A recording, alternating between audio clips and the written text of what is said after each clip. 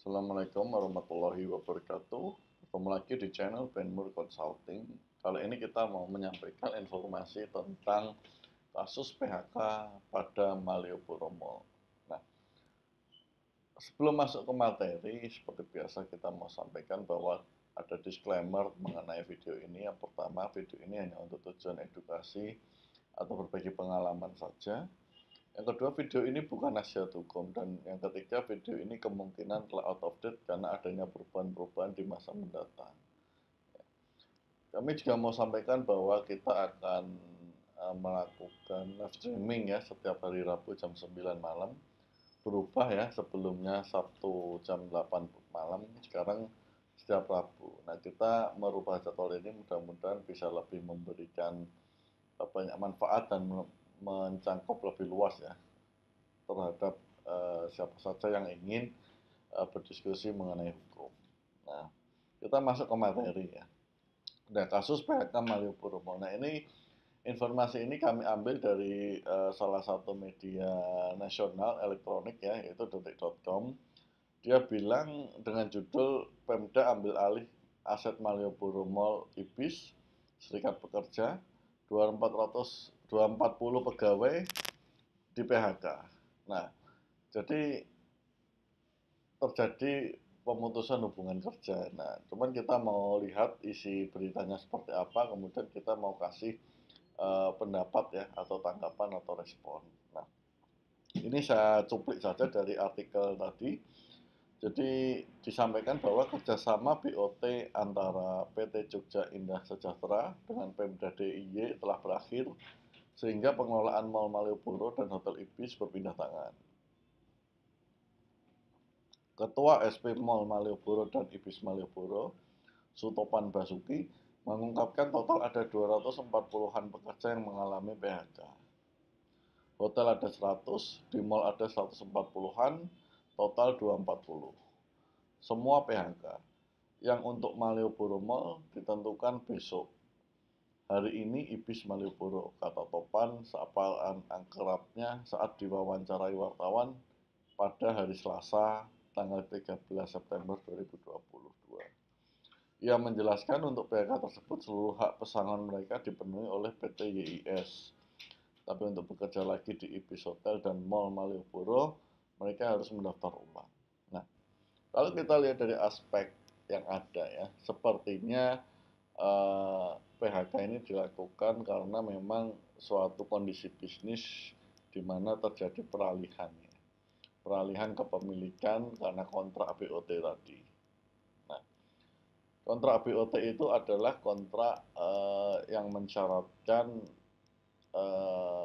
atau kontrak antara kedua belah pihak ya. Biasanya gini, pihak pertama punya tanah, kemudian dia nggak punya duit untuk bangun suatu gedung katakanlah, nah dia bekerjasama dengan pihak lain, katakanlah pihak kedua. Nah, pihak kedua ini bersedia membangunkan gedung beserta seluruh infrastruktur dan sebagainya, tapi ada syaratnya.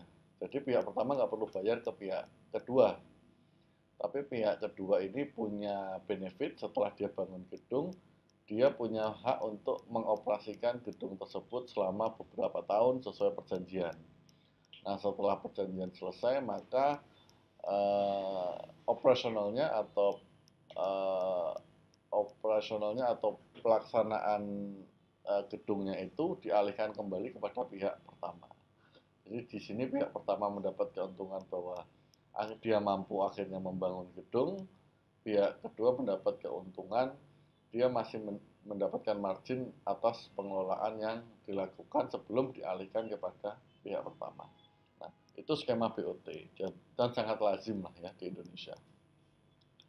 Nah, dampaknya apa? Dampaknya ketika ini berakhir tentu ada PHK ya, karena beda manajemen.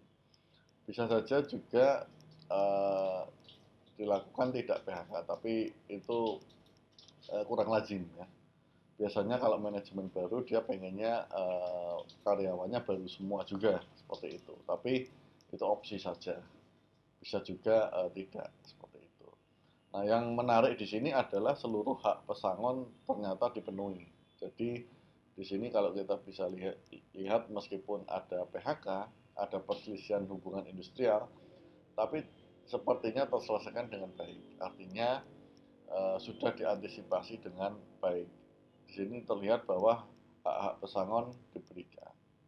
Nah, tinggal apakah hak pesangon itu memenuhi PKB atau peraturan perundang-undangan, saya pikir harusnya memenuhi ya. Karena di sini disampaikan cukup jelas ya, seperti itu. Nah, tinggal untuk bekerja lagi, para pekerjanya harus mendaftar ulang. Nah, ini juga hal yang lazim lah ya, hal yang lazim untuk dilakukan.